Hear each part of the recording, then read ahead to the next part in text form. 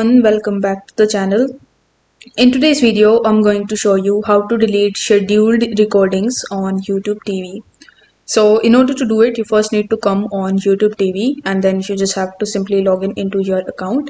Now over here, you need to click on library, and in your library, you will be able to see all of your TV shows, themes, movies and events.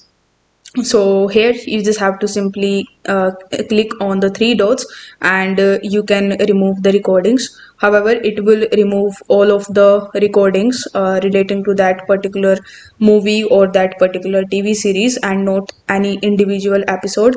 So if this is what you want to do, you can go to the show page and you can click the check mark at the top. So this is how you can basically do it, but you don't need to actually worry about deleting any scheduled recordings because YouTube TV provides you unlimited DVR. So currently they haven't given you any option to delete the individual episodes from your library, so you will need to delete all of it. Like you need to delete all the series and not any individual episode. So if this video helped you out, don't forget to like the video and subscribe to the channel. Thank you so much for watching.